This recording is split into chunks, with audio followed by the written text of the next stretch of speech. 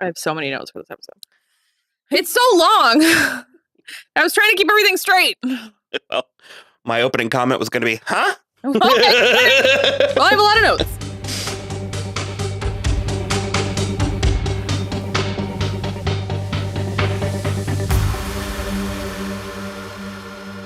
Hello, everybody. I'm Will. And I'm Kristen. This is So I'm Watching Stranger Things, Season 5, Episode 4. Sorcerer.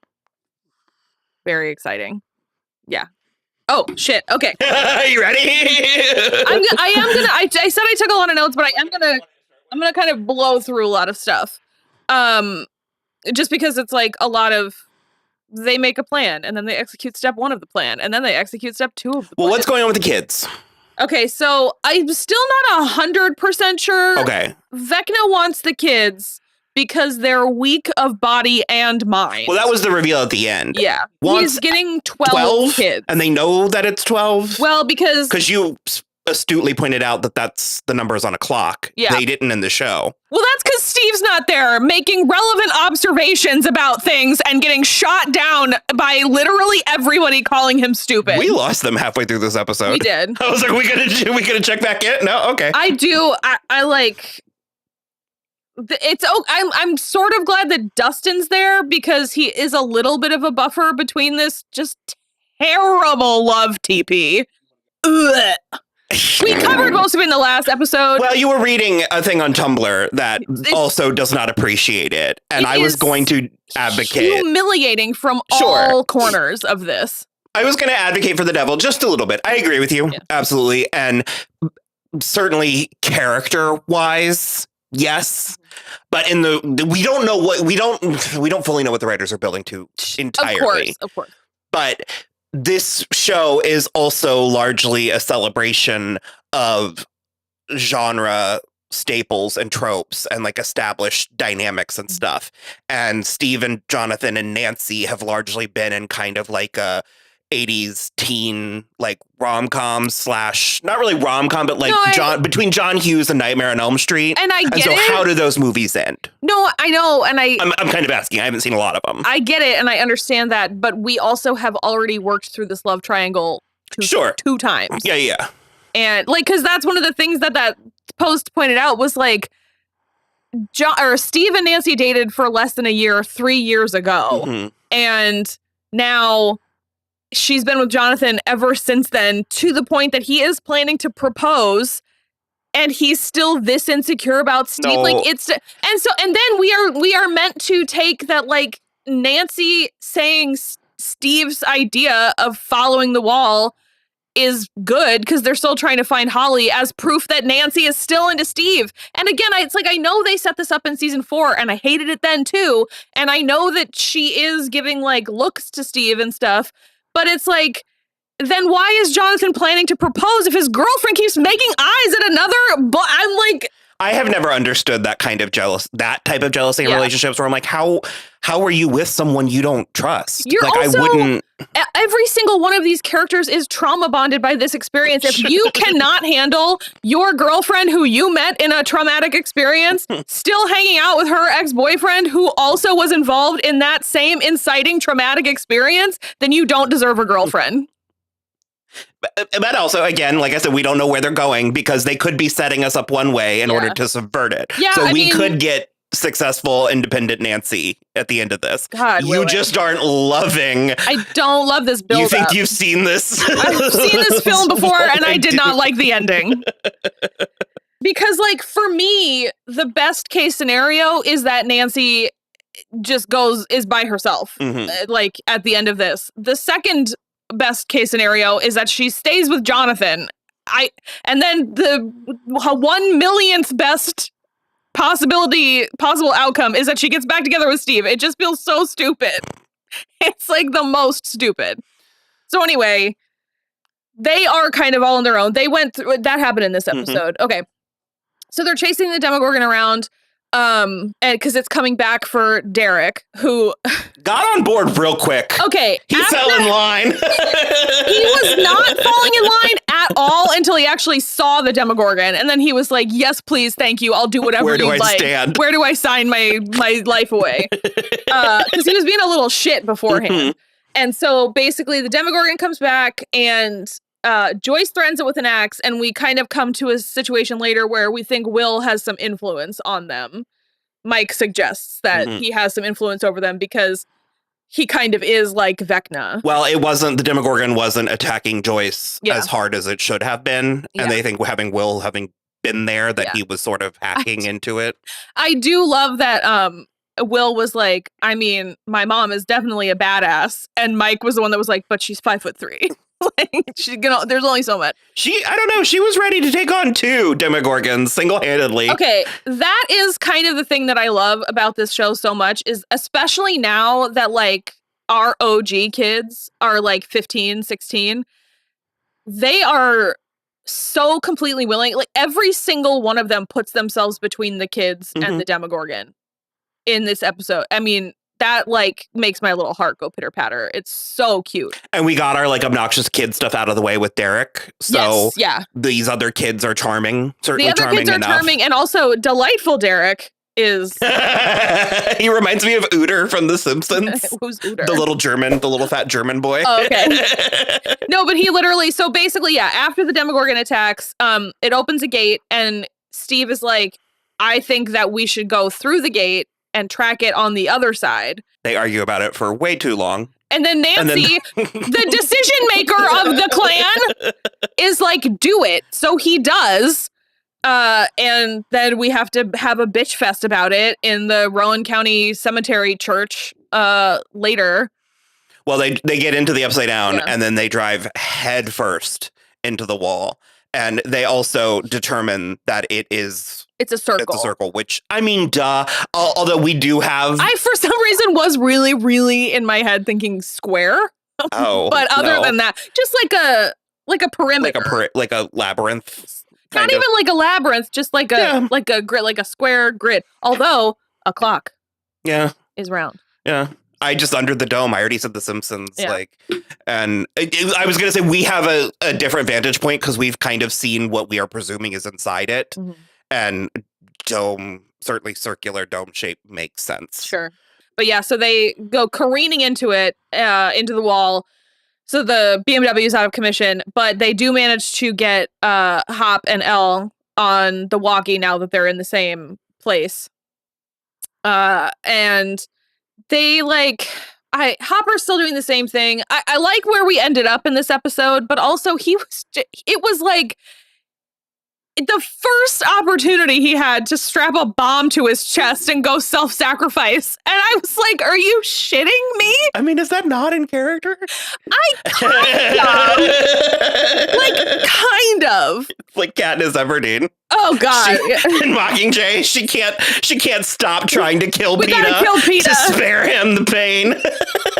So anyway, the other thing about it being a circle is that Dustin figures out with his math and everything that the exact center is the Department of Energy, the lab from the inception of the whole thing.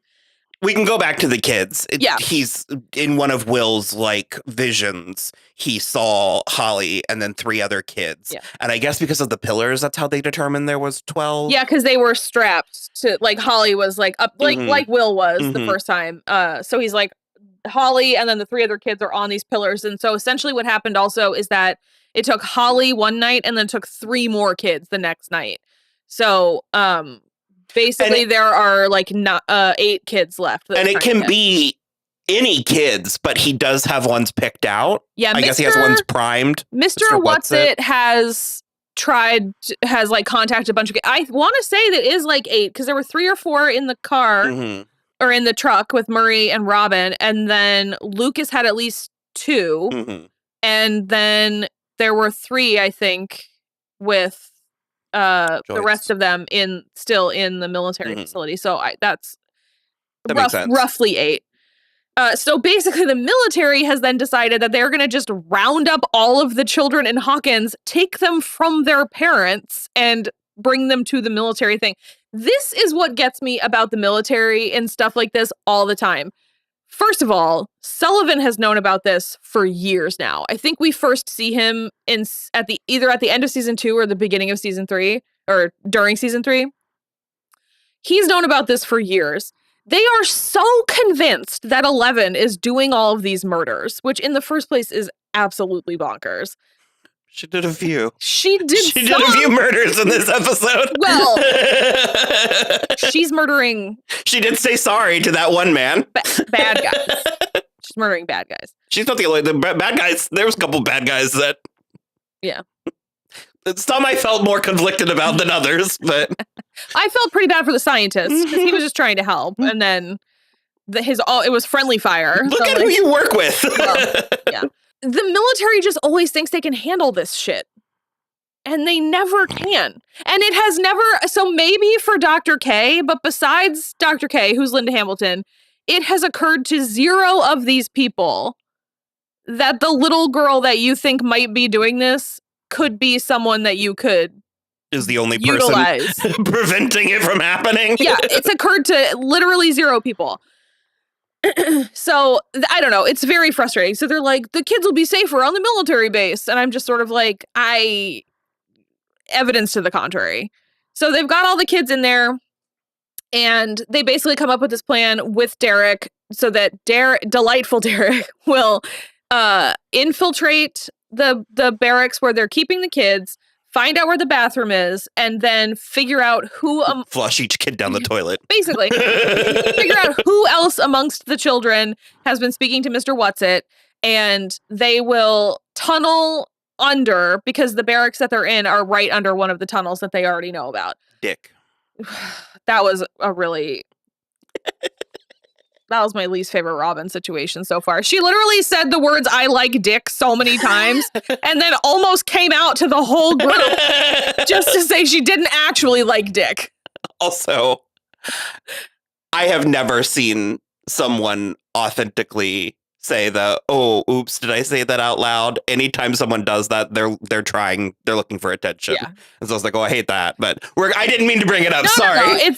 I'm totally on your team with that. So anyway, that's their plan. They're going to tunnel up through the bathroom because it's like more private, and they can just like get the kids to go in there down the tunnel, and then they'll get them on Murray's truck and get them out of Hawkins. And hopefully the Demogorgons won't be able to follow. It's going okay for a while, and then it's really, really not. Before we get to the like big climax, because there's a lot of it. So that's basically as far as we are with that. And by that point, like you said, we've already dispensed with Steve and Nancy and Jonathan and Dustin. Let's go back to Max. So Max and Holly. She's Road Warrior. I want to say that might be my favorite part of this episode, besides the very end. Wow. So she basically is telling Holly, she's basically catching her up on everything. So she catches her up on everything that happened in season 4. And Holly, again, sort of like Derek, is like very game. She's like, okay, no, I buy it completely. And so now she is also very hesitant about Henry, because she's like, because she wants Holly to go back there play pretend. And she's like, essentially what happened is one time Max was able to find her way back to Vecna's like mind palace, the like broken Creole house red place that she escaped from before. And because she followed Kate Bush all the way there, and she could see Lucas in the hospital holding her hand and listening to Kate Bush, and she was like about to go and get out, and the tape stopped. The tape was like out, like on the end.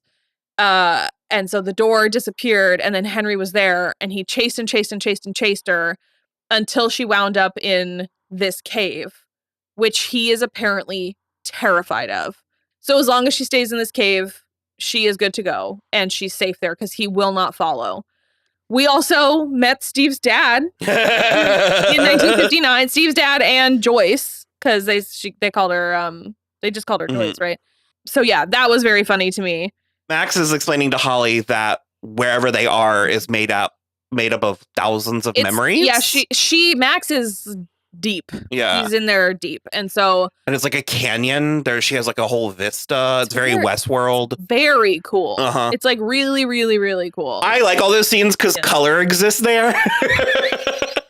Like, I obviously know what show I'm watching, but it is nice. It is nice to do that. Well, I said in the first episode where I was like, I kind of want something pretty, and I wanted something more, like prettier, but I'll accept this. Great. They gave me something different to look at. It just is like, you're right, like a beautiful southwestern vista. It's like really stunning. Max, essentially, at first she was like, there's 3 options. You kill yourself, you accept your fate, or you try to escape. And she was like, and Holly was like, well, option 3 is the only one, like the only one to do. And Max was like, after I couldn't escape the first time, I accepted my fate. But now that you're here, we can do it together. We can both get out of here. And I will say, blessedly, to the show's credit, despite how much like weird character stuff it's doing that I don't care for, like the Stephen, Nancy, and Jonathan stuff, I do really appreciate how quickly Derek got on board and wasn't pushing back. How quickly Holly's on board. She's not pushing back. She's not like, oh, well, you're just crazy. I'm going to go back to Henry. He's feeding me blackberries. Like, you know, she could have had a bad attitude. She could have had such a bad attitude. And I would have bought that. Because we just don't know anything about Holly other than she's Mike's little sister. Famously the worst attitude ever until these 4 episodes. But if she's like a nod to like the heroine, like the stranger in the strange world, like the Dorothy Alice Red, that's a yes and bunch of girls. Absolutely. Absolutely. So I do love that. So that's basically that's basically where we go. Holly is scared to go back, but she's like, okay, what do you need me to do? And they're going to scheme. And they're going to scheme together. And I love it. I think it's fantastic. We touched a little bit on Elle and Hopper. Yeah. So he finally lets her. She wants to use all that training she's been training for. And he's like, but this is the real world. This isn't like training. And you were like, that's what the training's for. So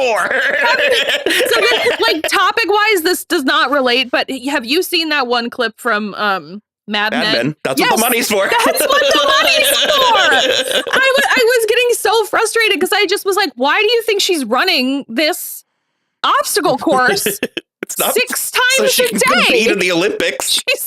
She's not a border collie. Ridiculous. And so that was really annoying. But basically, the thunder is coming every 7 seconds. And she thinks if she can jump the right way, she can time her landing with the thunder so nobody inside knows that she's landing on a building. Smart. So they infiltrate the lab that's in the Upside Down. And they're going through, they find the scientist. He does not have clearance to get into the back room. But Dr. K does. And so then the sonic weapons start going again.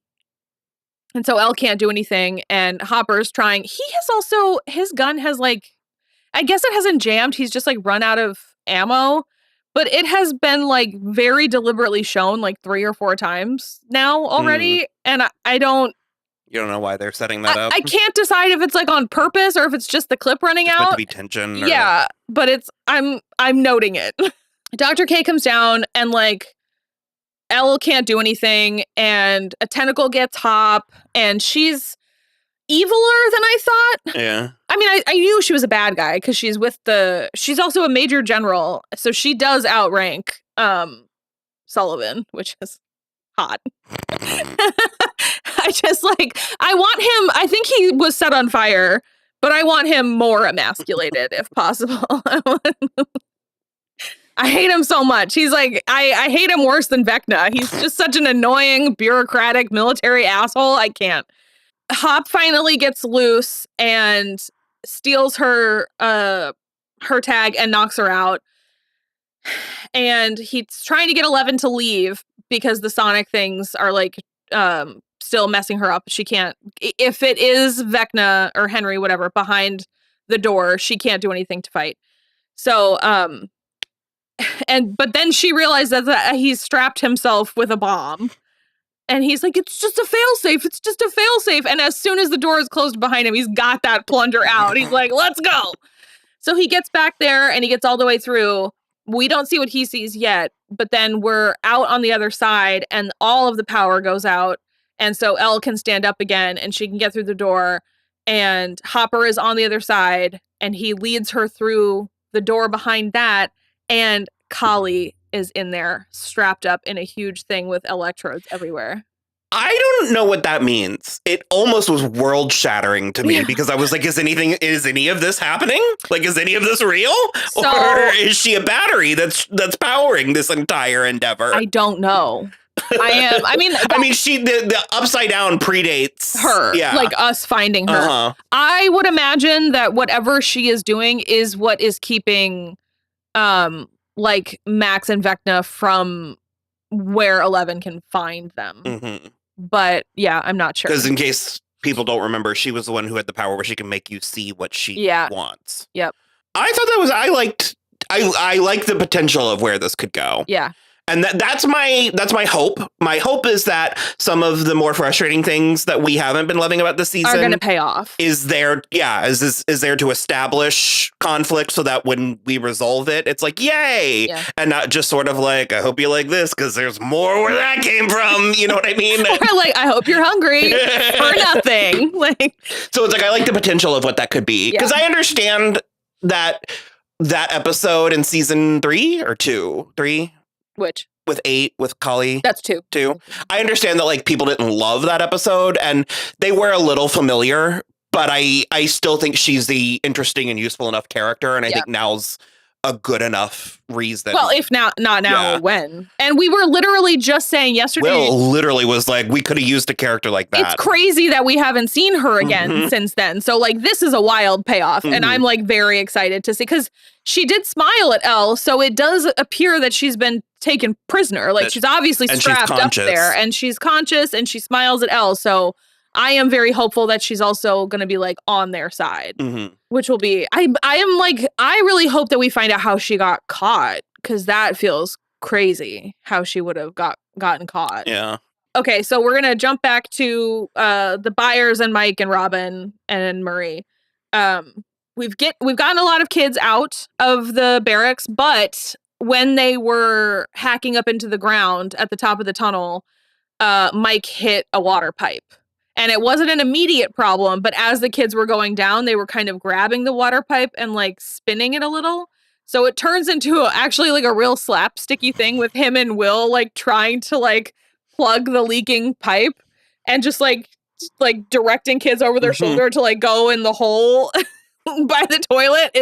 I loved the one girl that was like looking in and she looks over to the toilet and the little boy's head is just like, yeah. That was really fantastic. Good. So yeah, they're getting them all down there. They're trying to wait until they've got them all in the tunnel before they like go back to I guess they're at the radio station. Yeah. Or in the woods behind the radio station is where the tunnel lets out to go with Murray. And then what was her name? Angie something?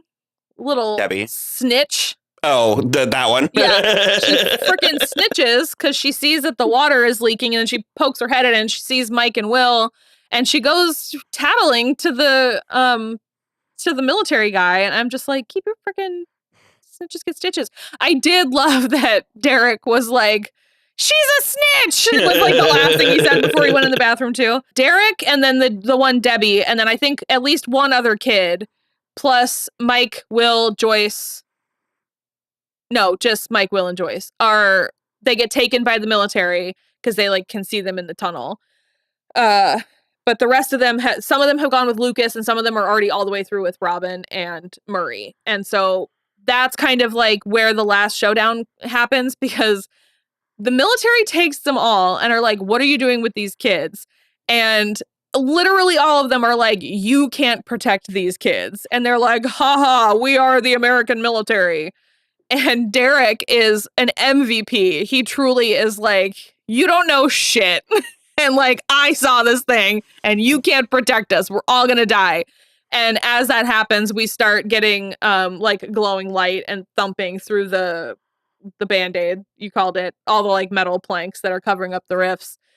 And a Demogorgon comes through and then a bunch more Demogorgons come through and Mike, I'm going to come out of season 5 loving Mike. Mike has been way down on my list almost the whole time, like since season 2 for sure, because he was so sour after they lost Elle. And so he's sour all through season 2. And then he's like only obsessed with her and kind of a dick in season 3. And then he sort of sucks in season 4. And like this Mike is amazing though. I love this Mike. It's like back to season 1, Mike. So anyway, he's like trying to get the kids into the Radio Shack so they can get into the other tunnel entrance to get like out as well. But more Demogorgons just keep coming, like so many. And then 2 of them come into the tunnels around Lucas, and so he's trying to like weave his kids out. And then a bunch of them come up at the radio station. So Robin and Murray just start driving, and they're like, we can't wait for the rest of them. So everyone's getting attacked by Demogorgons. They are wiping out the military. Treating those guys like puppets. Yeah. Was it the nose guy? Was he the one that got... It wasn't the nose guy. It was the other one. Okay. The one that's like been with the nose guy sometimes, and the one that keeps going to report to Dr. K. And he's been kind of just like following Sullivan around as well. I do think nose guy is dead, though. I think Hopper killed him. He was back in the lab. Yeah. I'm sorry, also, that was something I neglected to say in the previous episode. I cannot, with these adult men, calling 11 a freak. I don't know why it's so weird, but it's just like, you're an adult man. Can you not think of anything else? Freak? Crazy. Previously in the episode, Robin had noticed a little glancing from Will at Mike. Well, they were talking and Will was in his sweet spot and Robin was like, shit. Yeah. And they talked. I really liked that moment. Yeah. I could not understand what she was going on about until the end. And I was like, oh, this was reverse engineered. That's why it was so weird. Because she was going at Mike where she was sort of like... She was going at Will. Or Will. Yeah. Mike's not ready for that conversation. Where she was going real cerebral with it. Where she was like... When there's a part of yourself that you're afraid of, that other people won't like, it's really your strength. And if you let your light shine and that whole thing. And I'm just like, he likes his friend. That's not like you're going real big with this. I think the main issue is that like, okay, because we actually didn't talk about it before. He admitted that he saw her kissing Vicky. We mentioned it. Yeah. Did we? Mm-hmm. And so even though she knows that he saw her kissing Vicky, she has not... The word gay has not been uttered. From anyone's lips. She hasn't actually said, I am a lesbian and Vicky is my girlfriend. And so I think in her like Robin brain, she's like, I have to go cerebral. It was so broad. I still can't say the word. So she starts talking about Tammy Thompson, which again, I was like, it's like such a good running joke. I was going to be like, if you like someone, you should tell them, but maybe not now. Yeah. Like, maybe let it wait. Maybe, you know what I mean? Like, but it ends up being perfect because he like goes back to that memory of like, accept yourself. And he's having like flashback memories of meeting Mike for the first time. And Mike just being like, do you want to be my friend? And just like all the fun they had and building Castle Byers and, being good at art. Because that's actually something I was going to say is there's the line in like season 2 or 3 where he says something about like, it's not my fault you don't like girls. Yeah. And so it's like, it's been pretty subtext, borderline, text that Will is gay, certainly gay coded. And I period. I'm not arguing that. But that was always more so secondary to me, where I was like, I think his gayness was secondary to the fact that I think the issue he's having now is that he has feelings for Mike. Yeah. That's more where I was like, Robin, that's what he needs the coaching on, not the like accept yourself part. I mean, but they go hand in hand. They are intertwined. Yeah. But I do take your point, but I think it's like it worked as much as it needs to, because also I think it could fold into the metaphor of like,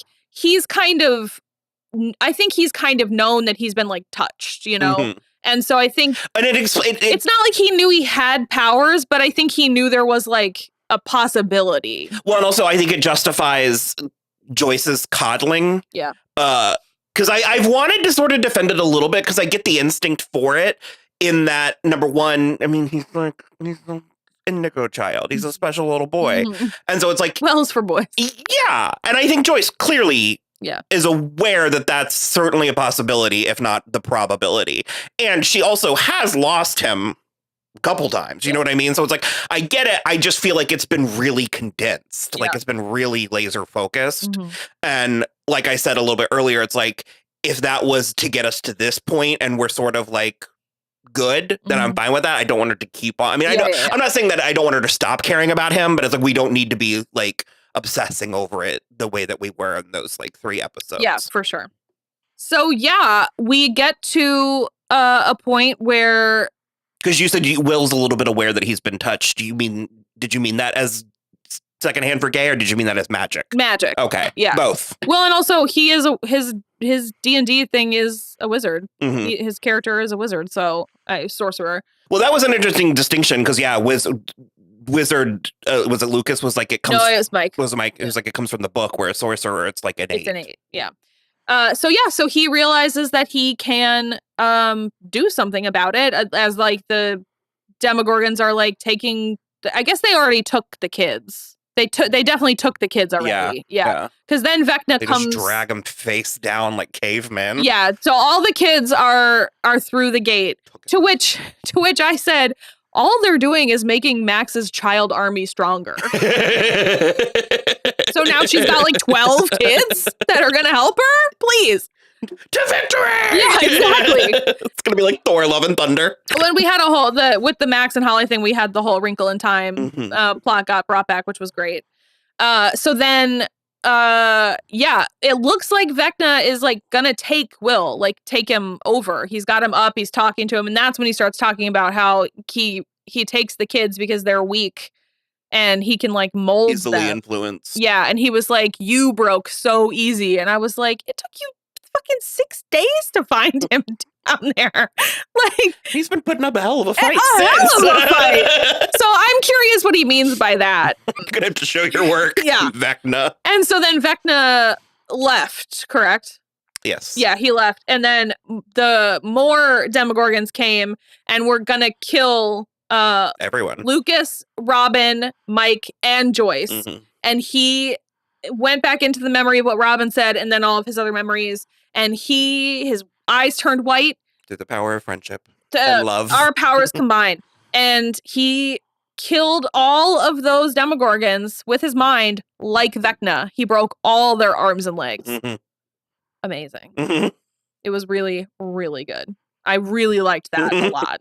His eyes went white. He looked cool doing it. He looked really cool. I'm sure I wanted him to be floating. That might have been a little too much. We've got 4 more episodes.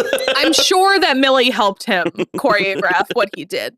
And so, the last thing that we got was him wiping the blood from his nose. So, I'm very interested. I was like, I didn't want to count on it, but I have been kind of thinking that Will was going to have powers for like a while. Like, I kind of thought it was weird he didn't already. But this is the perfect place to, I actually think Will and I talked about this once, and I was like, I can't wait to call him a Mary Sue because he's going to do something really crazy. But that's not a Mary Sue. That's like well established. I mean, people would say that, but that's not. No, yeah. Well, he has no training though. He's magic. But so is Luke. I need to see 45 minutes of training montage. We got so much for 11 and her powers have been proven. No, I'm not dying on that hill. I think it's great. I love it so much. You're running up that hill. I am running up that hill. We are still getting a lot of that song, which I love, that it's still like an undercurrent, especially for Max. What is it? Cloud spotting? Was that the name of it? I started going back through Kate Bush. I was like, oh. Hounds of Love. I was like, I know there's a dog thing in there. Cloud Busting is the one I was talking about. Oh, a different song. I thought you were asking what album it was on. But yeah, that is basically it. I'm very excited. Yep. I'm very excited for the batch of 3. Christmas. That's coming next. Yeah, Christmas. And then we'll probably be a little bit late on that just because we'll see. He's got family. We're not traveling this year, but he's got family to hang out with. So I'm about to have a lot of time to hang out with him. Well, so I'm so glad that we finished this today too. We rallied. After Thanksgiving dinner, and we're like, let's just do it. I was like, hey, what if we just like watch the next episode and we talk about it tomorrow? And then talk about this one. I was like, why don't we just talk about it? And then I was like, why don't we just finish? Well, now you can go back on Tumblr. Now I can go back on Tumblr and see excellent posts like that one that I saw about Steve and Nancy and Jonathan. So yeah. Okay, we'll be back. And also, we will likely be back if there is a trailer for part 2. Specifically, we'll probably release that as well. So, okay. Bye.